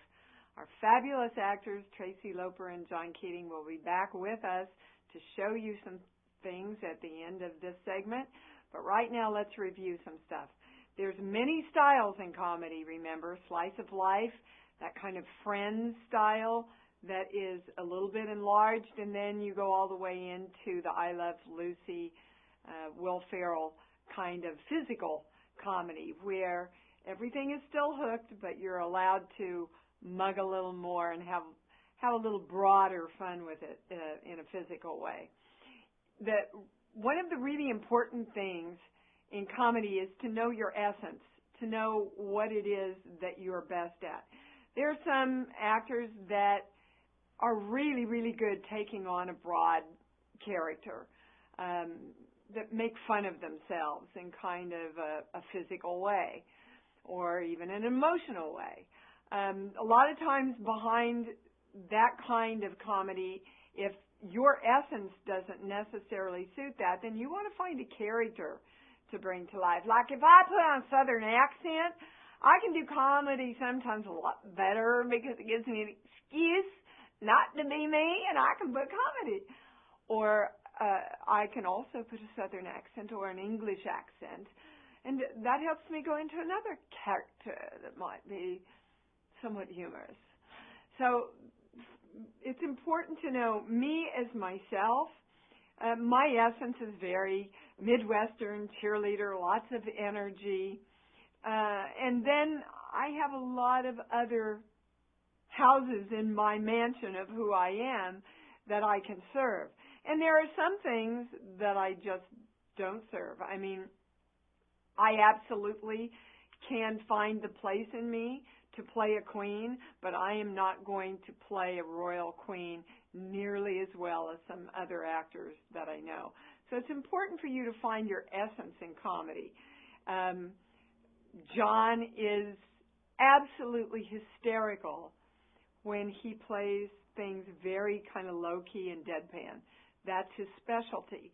And yet, he can play them out in very broad if the director wants him to, because he's got that whole thing about being hooked down to a T. So if it's hooked, again, you can take it out into everything.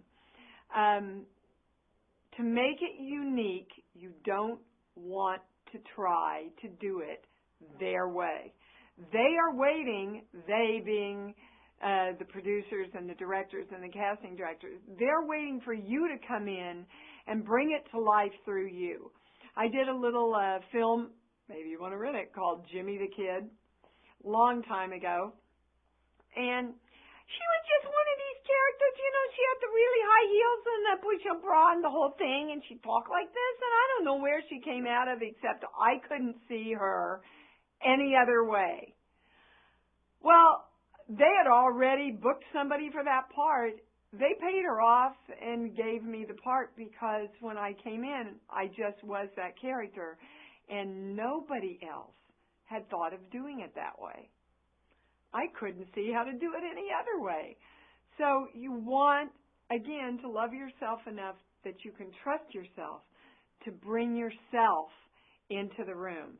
And like many casting directors will tell you, if you bring yourself in and you really own it, if you're not right for that one, they'll remember you and they'll bring you back for what you are right for. Physicality.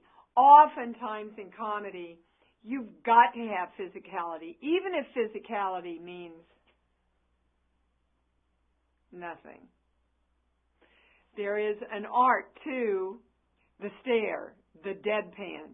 There is an art to, oh my God, you know, again, it's not something you look for. It's something that you allow to come out of the moment, and the bigness or smallness of it comes out of what you know the genre to be. For example, I did Taxi with Judd Hirsch, and when we were trying to work through everything, he said, oh, Dee, can you fall over the back of the couch on that?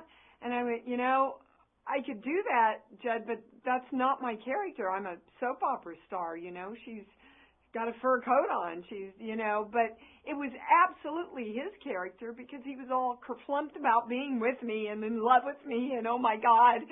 And so he incorporated that, and then I ended up with my rear end over the thing trying to get to him, and it was an incredibly funny moment. And I still had to own who I was with my essence within that character, what was right, what was wrong. So physicality, you always want to keep it hooked, and you want to keep it real for what your character is in that moment. And the bigness, again, comes out of the style and the genre. Pratfalls are absolutely hysterical in one kind of flavor of comedy and absolutely over the top and embarrassing acting in another style. For example, if you're recoiling from something that's disgusting, okay, let's say you open something and you see something dead and disgusting with maggots all over it, and it's a comedy. So if it's a slice of life comedy in a big major film, you'd open it and go, okay, something small like that. If it's in a big film, it's, oh my God! It can be that big, depending on the framework of what happens around it. Okay, using looks and expressions, I just showed you a deadpan. Lots of times, again, if you're in a character, this allows you, if you're Southern, I mean, you know, all this stuff, it can just come out and it makes it funnier because you're using your body to do all this stuff with. And, okay, English people, they have a way of talking. They talk with their hands, and it's very small, and it's precise. And you can use physicality as long as, again, if I was doing all this and trying to be a reserved English person at the same time, you see the two of them don't go together. So the physicality from the English comes from a smallness. The comedy comes from a smallness and a preciseness, as opposed to my name is Earl, which is just down in a different kind of physicality. Okay, so again, timing. Even though it's comedy, you want to have a lot of energy. Everything's energy in acting. Remember, comedy, drama, dramedy, you all start, all of them, with the same high place of comedy. And, see, you can take your moment in comedy, too. You don't have to rush through it. It can be, and this, and this, and this, and what was that fourth one? You have to know when to pull it back to play the moment. Sometimes it's absolutely nothing. Okay, so I think I'm going to have my actors come on. They're going to show you one scene. They're going to play it very, very broadly, and they're going to play it more slice of life. Enjoy. So you don't like raisins? Not really. Why? They used to be fat and juicy, but now they're just like twisted. It's like they had the whole life stolen from them. You know, they taste juicy and they taste sweet, but really they're just humiliated raisins. I'm not a supporter of the Raisin Council. Do you ever see those raisins on TV, the ones that sing and dance and stuff? They scare me. Yeah, me too. I mean, it's sick. The commercial people make them sing and dance so people will eat them. Oh, it's such a shame about raisins. Cannibals. You don't like raisins? Not really. Why? Well, they used to be fat and juicy, but now they're just twisted. It's like they had their whole lives stolen from them. I mean, sure, they taste sweet, but really, they're just humiliated grapes. I can't say I'm a supporter of the Raisin Council. Yeah. Do you ever see those raisins on TV, the ones that sing and dance and stuff? They scare me. Yeah, me too. I mean, it's sick. The commercial people make them sing and dance so people will eat them. It's a shame about raisins. Cannibals. So there you go. You've seen very broad rendition and a slice of life. So our next lesson is combining comedy and drama. We call it the dramedy. There is a real art to knowing when to be funny and then when to pull it back into what we call the real moment. Hope to see you then. Have a great week.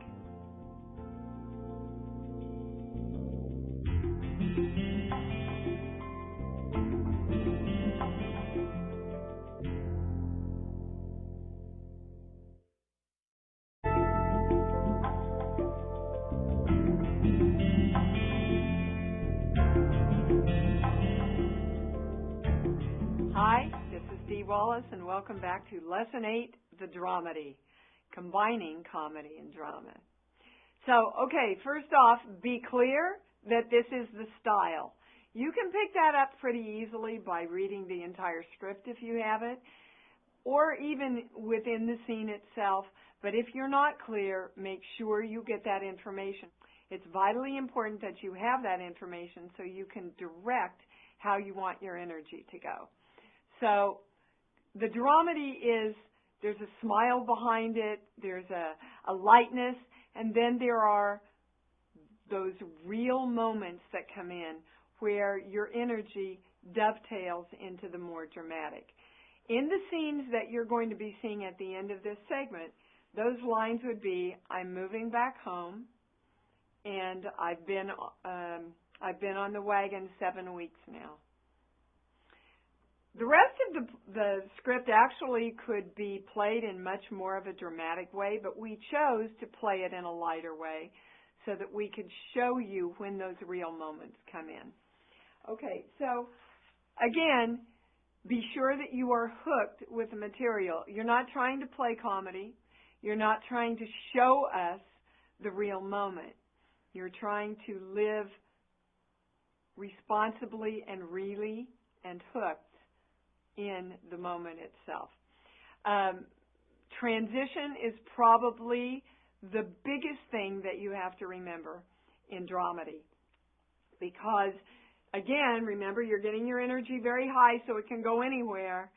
And the actor knows it's a comedy, so there's kind of this smile and this lightness behind it, and then boom, he takes a hit. He takes that emotional hit where something says, okay, now this is a little bit more important for me to have you here. or you receiving it, you take the hit and you go, whoa,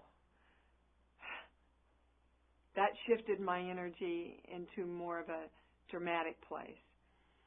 So say somebody's tickling you and you're going, stop it, stop it, stop it. And they look at you and go, I love you.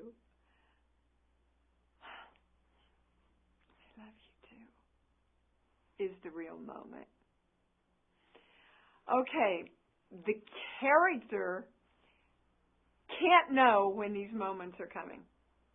The actor, of course, knows because the actor has to be prepared for the whole scene. And then the actor has to forget.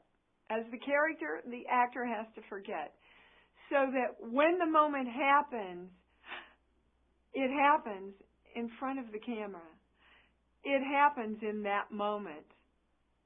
Because if we're planning on that moment coming again, we cheat our audience. So if you were on the ride of me being tickled,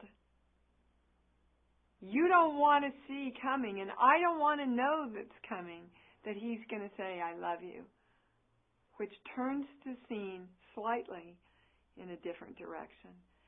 And you can have that real moment and come together and have a kiss, and then he started tickling you again, and then we're back, okay, off into the comedy part of the scene again. So the transitions take time, and the transitions also take not knowing, okay? Again, if the energy's high, it makes it so much easier for you to move in and out of this place because your mind wants to get around it. It wants to start controlling it and knowing what to do with it, and that's death for you. Timing, again, it's an innate knowingness of when you need to move the scene forward and when you need to pull back. For example, if I'm being tickled, he says, I love you too. You see, there's not enough time for us to experience the real moment. Okay, so watch closely, and you will see how they keep it light and the moments of real connection where they take their time to stop and experience and then move back into the scene. Okay, just cut the crap, Frank. I've had a rough... Hey, what do I got to do? What, do I got to follow you all over the city? What do I got to do to get over with you? How are you going to get over with me? After what you did to me, you want to get over with me. That couldn't be helped. I couldn't help that. It's killing me not seeing you. How do you think it makes me feel? I don't know. How? How does it make you feel? It doesn't make a difference anyway because I'm moving back home. To York? Well, it's fantastic. Just this morning I got a job offer in York, Pennsylvania. What? Yeah, I'll take the job. You know, whatever. Maybe you can help me out. You know any nice apartments, houses? No, that's enough. Just stop it. I've been on the wagon 7 weeks now.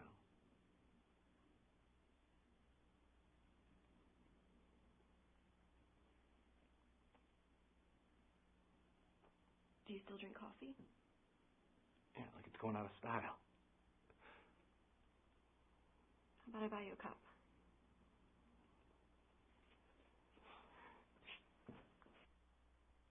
So, okay, that was very short, but very good example of how to take a comedic vibration, take it into a dramatic vibration, and then back into the comedy again. So, the next lesson is, and it's an important one, guys, the business. All you need to know to really get started. Don't miss that one. It is show business. Thanks, and I'll see you next time.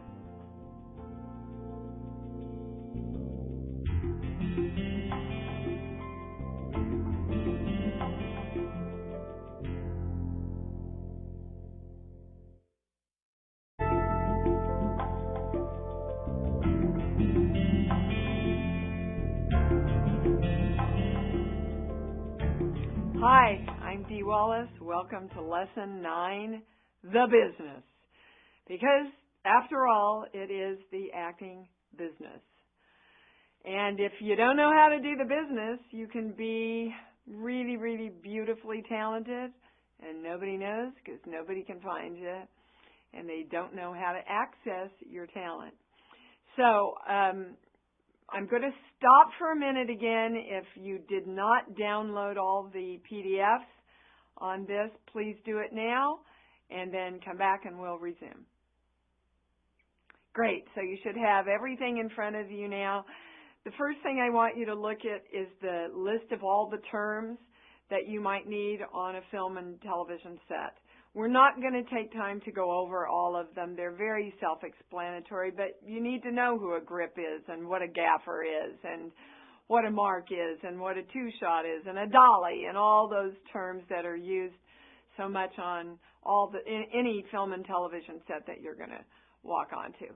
So this week, take some time to look over those and utilize them whenever it comes into your experience to do that. Okay, there's a couple of books that I highly recommend. One of them is Uta Hagen's Respect for Acting. I studied with Uta. It's a very valuable book. I really, truly don't recommend most books because I think most books put you in your head a lot, and where most actors want to be is out of their head and into the experience. There is a book that I really highly recommend if you're coming to Los Angeles. It's called Acting is Everything, and it is the actor's guidebook for a successful career in Los Angeles. It's written by Judy Kerr, a friend of mine, and it is invaluable information about teachers and agents and where to go and even how to find a room.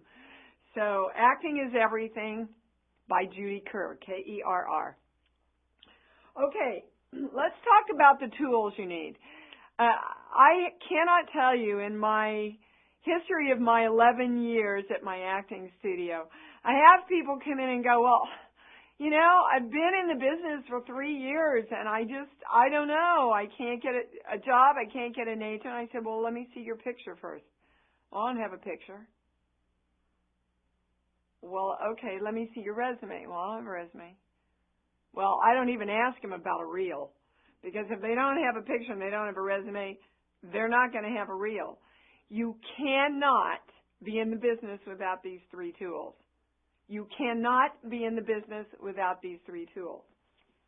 You need a good headshot that looks like you, that's not touched up so much that when you walk in the door they go, whoa, Dee, we thought you were 20 years younger, babe. You don't want a headshot that's not your essence. For example, if you're a little overweight and you're very character, you don't want to go in and have somebody make you up to make you look like you're just coming off of Dancing with the Stars. You're going to walk in that room and people are not going to receive you because they expected Dancing with the Stars with makeup and the whole schmagaggy to walk through the door. You want to love yourself enough to represent yourself exactly as you are. Now, of course, you want to have your makeup done and you want to look nice, but you want to look you nice. It needs to be you. This is very much me. I hope you think so anyway. Did I have it touched up around the eyes a little bit? Yeah, a little bit. All the way? No. I actually have people say, you know, you could touch up around those eyes. And I went, but when I film on camera, those eyes are going to be there. And those eyes are me. So you want a good likeness that looks really good, but still keeps your essence. Okay, the next tool that you need, absolutely must have, is a resume. Now, you're not going to have a resume that looks like this. I've been working for 40 years. I have 4 pages on the Internet Movie Database, IMDb, which you will appear on as soon as you are in anything that gets produced. All right? It's a great source that you want to use to research any actor that you may be going into audition with or for, or who is starring somewhere. It tells really everything about the actor and their work. And there's also producers, directors. You can research anybody on that. But back to the resume. You want to have as much on your resume as you can possibly remember that you have done. Now, do you have to say on your resume, okay, don't tell anybody you heard it here, but do you want to or have to say on your resume, okay, this was the junior college thing that I did for Miss Novak's class? No, you don't. You can call that college class something really classy without lying that doesn't say this was a little production that I did at a college class. You can do that. Everybody does it. Everybody does it. But you do want to create some kind of resume that says, I have some experience. I've been out doing things and creating things. When you get to my level, we break it down into film, television, movies of the week I have, and stage. And then you also want to put on there who you've studied with. That's really important out here. They want to know that you're a serious actor. Whether it's in the Midwest or New York, or they want to know, I believe in myself enough to train my instrument, and I've studied here. The other thing you want to put on are all the extracurricular things that you're good at. Swimming, horseback riding. I mean, you know, if you twirl a baton, that could get you into commercial when otherwise you might not get in to that commercial because they need a baton twirler and all of us can't do that, including me. So those are the things that you want to embellish but be truthful on your resume. And put as much information about you on it as you can. And yes, you're not going to start out with 50 things on your resume. And you've got to know that's okay. You've got to know that how much is on your resume is not indicative of how good an actor or how worthy you are. Okay. Third and last tool that you must have a reel. Now, we used to send out tapes and all that. Everything's on DVD now. And I would suggest if you have not been fortunate enough to appear in a movie or a television show yet, there are many places that actually you can find a 2-minute dramatic scene and a 2-minute comedic scene and go to some really good guy out there that has a couple of cameras and some pretty good lighting, and he can lay that scene down for you and edit it together for you, and then maybe do a little pickup scene like a secretary on the phone that's just like 3 lines, and then pick up a dramatic scene like maybe the camera's coming right at you like he's the killer, and you're going, no, no, no, okay? You added all those 4 things together, and you've got a pretty good compilation of your talent. That is absolutely okay reel to start out with, but it is a reel. And believe me, if you don't have these 3 tools, that will be their first excuse. Agents, managers, casting directors, not to work with you. They're looking for a reason, do you understand? Because there's so many people out here. So those are the main tools that you want to be working with. Okay, then from there, you want to extend out, creating your own website so that people can come. You can put up your own acting. You can put up your own scenes. You want to check into Actors Access, LA Casting, Now Casting, any of the things that are available where you can actually put your reel up online, and a casting director now can just go to the internet, pull that up, and they're able to see your work. It's a tool that all of them are using now. Half the time we don't even have to send or take a reel anymore. They just pull us up online. It's a very, very, very important tool for you to use, this thing called the internet, that allows you access to connect with all the people that can hire you. Okay, let's talk about Screen Actors Guild for a minute. Screen Actors Guild is our film and TV union. And everybody that's starting out, I've got to get into SAG, I got to get into SAG. Well, yes, you do eventually want to get into SAG. That's the union, that's who protects you. They get you paid more money. When you have your SAG card, or you can put SAG on your resume, it says, I am a working professional. And when you are starting out, oftentimes it's better to be SAG eligible. And what that means is you have done enough in SAG projects, I believe it's 2, maybe 3. You've done enough in SAG projects that you can actually join SAG, but you don't have to join SAG yet. And why that works for you is there's a lot of great non-union projects, non-SAG projects, that you are still available for that can help build up your reel and get you credits. And so my advice to you would be become SAG eligible as soon as you can, and that means collecting vouchers, okay, from SAG projects or being Taft-Hartley'd, which is all explained in the downloads there, and also on sag.org if you want to pull up anything about SAG and joining. You want to make sure you have vouchers, not pay stubs. A lot of people get caught with that, and they go, well, but I did it. Here's my check stubs, and SAG goes, no, we need the vouchers.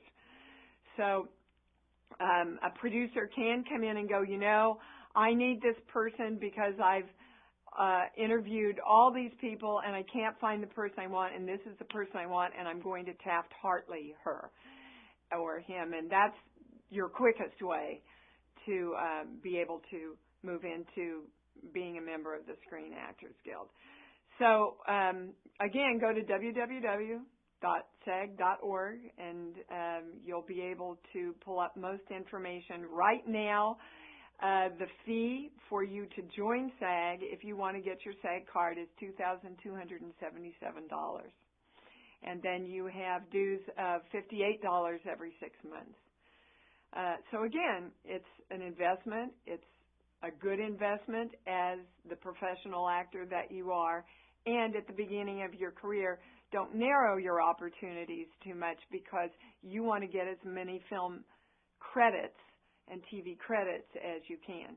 Okay, networking. Let's talk a little bit about networking. I'm throwing a lot at you really fast here, but half the business is networking, guys. And you do that by going to class, being in classes with other professional actors that are out there working. Hey, well, I'm doing this, and I can introduce you to him. And, when I came out to Los Angeles, I called up all my friends from New York. And I said, look, I've done over 400 commercials. I can help get you into my commercial agent.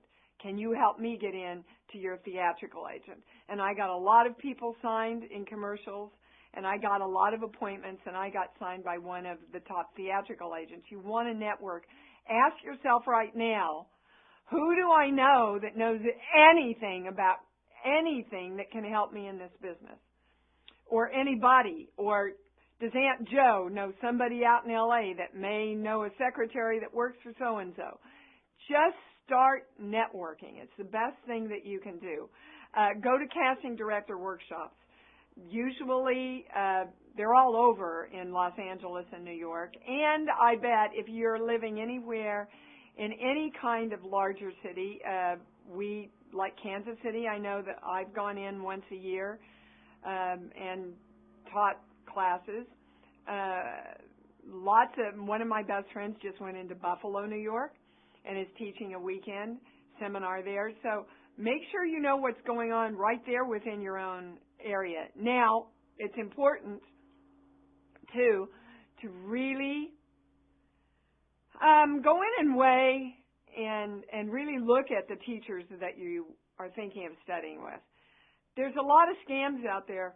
There are a lot of teachers that do not know what they're doing, and I know because I've repaired 50% of the people who've gotten to me. A lot of it going on in the universities, and a lot of it going on with people that maybe have done 3 local commercials, and they're a big guy in their hometown, and they go, okay, well, I can make money teaching acting, and they really don't know what they're talking about. So you want to be careful about choosing a teacher. You want to go in, they're working for you. That teacher is there to serve you.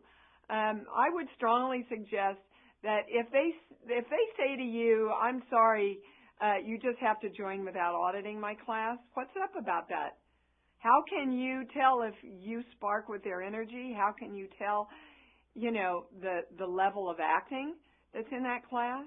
You need to see what you're walking into. And if you feel good, does that teacher empower their students, or do they demean them? I don't believe in that. I think the world demeans us enough. We need to empower each other in any way we can. So again, make sure that you approach the entire business from the point of view of, I love myself so much. How is this going to serve me? How can I take my talent out? How can I grow? How can I expand into this business so that I can give the gift of me that's going to touch and move people? Okay, Samuel French. Samuel French is the best bookstore. I believe they have an online store. That's the place to go to get monologue books and casting director books. They've got books that tell you all about the different agents and what the agents are looking for, and if they'll take submissions from outside. Samuel French is nationwide a invaluable source for the actor, for research, for material, and for what's going on. Monologues, okay. You must, I don't believe in them. Let me start there. I don't know why we're still asking people to come in with monologues, but they are. So our job is to have our tools ready for whatever it is we need. You need a 2-minute monologue comedy. You need a 2-minute monologue drama. You need to have it prepared. You need to have it prepared before you go out and try and make connections, because they could say, oh my gosh, we just lost 3 people and we're looking for you tomorrow, 5 o'clock, monologue. And you go, I'm not prepared. So before you even send yourself out, you get all your tools in line. You do your job so they don't have any reason to say no. 2-minute comedy, 2-minute monologue. Also, a 5-minute prepared scene with another partner. Or at least have a scene that you know that you have prepared, and when you get out to LA or you get to New York, the first thing you're going to do is look for a dependable partner who is a good actor to hook up, so that you guys will always have each other to go into agents or casting directors or whomever you need. 2-minute monologue, comedy, 2-minute monologue, drama, 5-minute scene with a partner. Have those things in place, really important. And the best kind of scene that I've found to take in for auditions are dramedies. So you've got dramatic moments, and then there's some comedy moments in there. Those are always the best, because they can sit back and go, well, my gosh, 5-minute scene, she gave me all. She gave me everything. I know that they can do anything. Okay, there are several places online. If you, Google monologues and scenes, and there are several places online that you can go to, and we'll list some of them.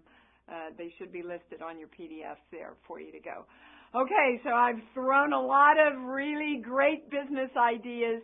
You have to choose now to love yourself enough to take some steps. Choose. If you're going, well, I don't know how, I don't even know how to get started, go, okay, I'm asking the computer that is me, how do I get started? Where's the first place I can start? Even if it's taking out a piece of paper and writing down every single thing that you've ever done. You know my first 8x10? I had my brother's friend who shot pictures for the high school newspaper, came over and took some pictures, and I sent him to Hal Prince in New York, and I got an audition. So don't limit yourself with your fear. Just go for it. Just go for it. Next lesson, very exciting. We're going to take the scene and we're going to act together, you and me. Hope to see you. Bye.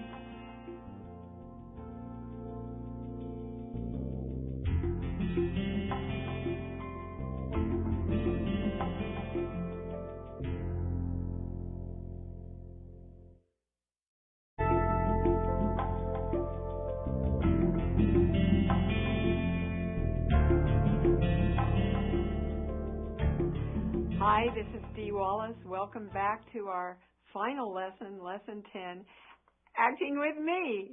Yay! So if you haven't gotten your script off the PDF, I'm going to stop for just a few minutes so you can do that. Great.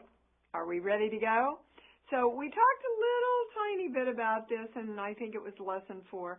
Let's just review it because, you know, there are questions that you have to be aware of. So first of all, who are you? Okay, obviously Jay or Jan, whichever one you are out there. We know each other. We're familiar with each other. You own whatever store I'm walking into. You know me well enough to allow me to put credit on that you're not going to make me pay for. So obviously it's a smaller venue, a smaller store like we talked about. It wouldn't be Macy's or Vons or something. There seems to be a kindness between the two of us. But I don't get from this little script that we're intimate in any way or, you know, in a relationship or any. There's nothing here that would lead us to believe that, right? I'm thinking that from the feel of this, it's probably something kind of heavy is going on in my life, and he seems to be somewhat supportive of me. So really that's all we know, okay? We're in a grocery store, or we're in some kind of store. We're friends, acquaintances. And what we both want is I want you to put everything on the bill and you want to support me. You know, you want to help me in some way. All right, so again, check now. Is your energy up? Everybody down to the floor, up to the ceiling, down to the floor, up to the ceiling, down to the floor, up to the ceiling. Shake your hands. Woo! Give it a little yell there.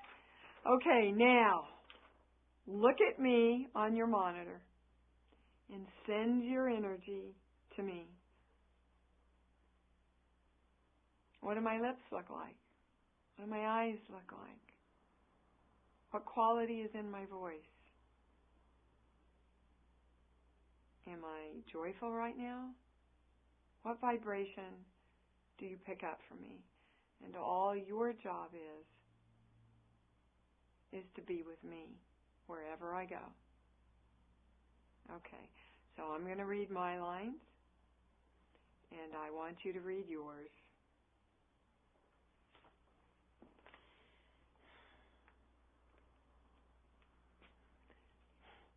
Hi, Jay. Oh, fine, I guess, considering. Oh, that's real nice of you, Jay.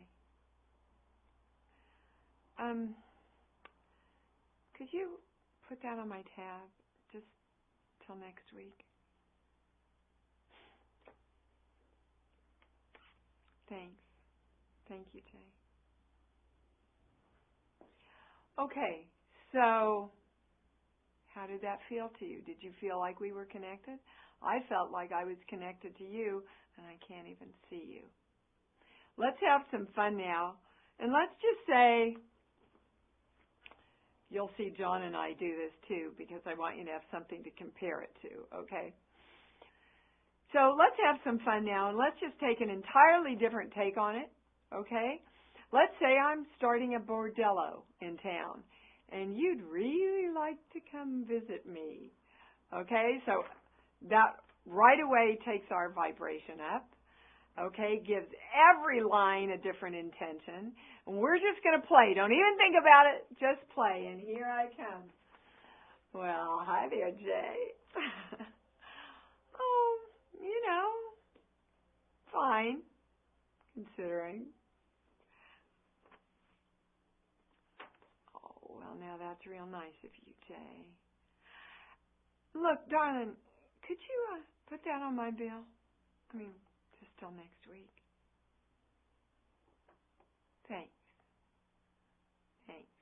Thank you. Okay, that was fun, huh?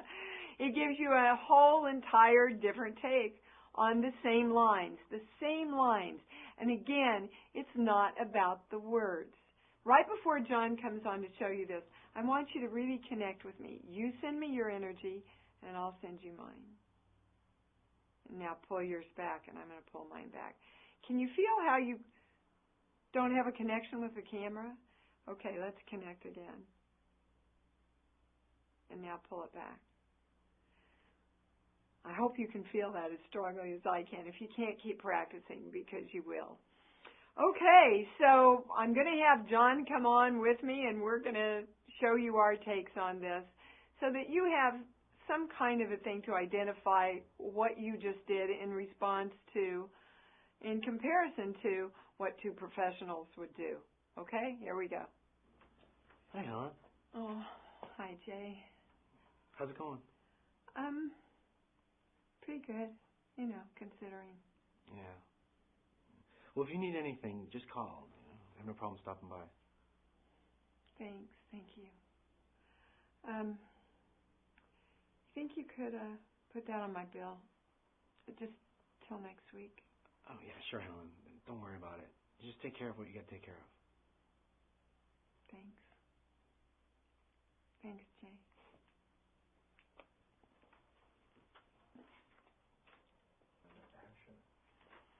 Oh, hi, Helen. Well, hi, Jay. How's it going? Oh, fine, I guess, you know, considering.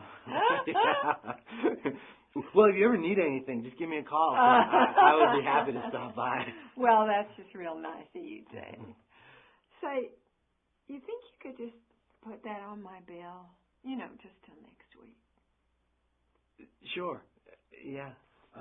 Don't worry about it. Just take care of what you got to take care of. Thanks, Jay. Well, I'm sure you were absolutely fabulous over there on the other side. And I really hope you have enjoyed as much as I have experiencing all this wonderful, wonderful world of acting that we just all love so well. I would love to hear from you. Please email me at the address that will come up on the screen after this is over. I'd love for you to give me some feedback. I would love for your questions.